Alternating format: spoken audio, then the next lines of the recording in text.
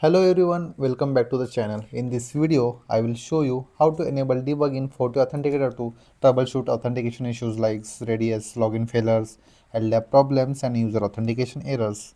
Whenever users are unable to authenticate or radius requests are failing, debug logs help us to see exactly what is happening behind the scenes. So whether the request is reaching FortiAuthenticator, which policy is matching, and why authentication is failing. So what is you need to do? So just you need to click on to the IP https ips /debug and press enter. So here you can see that this is the you can see in the debug you can see three options. This is authentications. In this debug you will get the authentications debug logs, accounting debug logs, accounting monitor debug logs means what exactly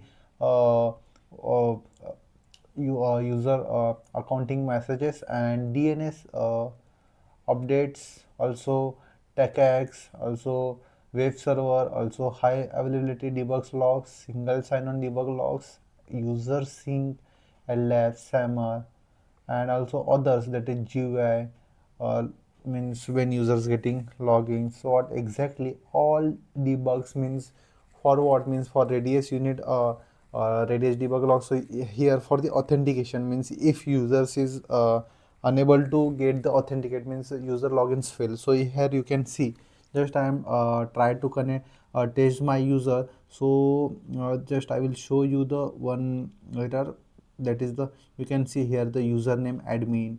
So what is NAS IP address, what is NAS port is using, what is NAS identifier name, that is fag GUI, user password, that is secret key.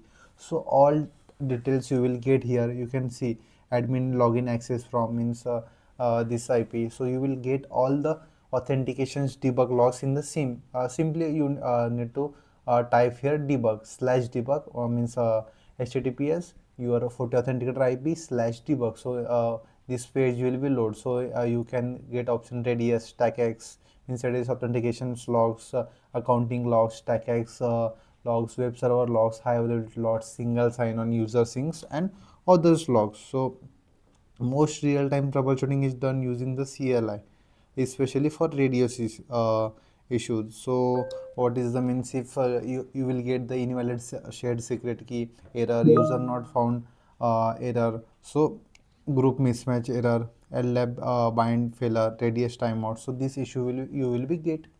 So if you like this video, please guys subscribe to my channel to get more video like this. So guys, thank you for watching my video. We will meet you in the next videos.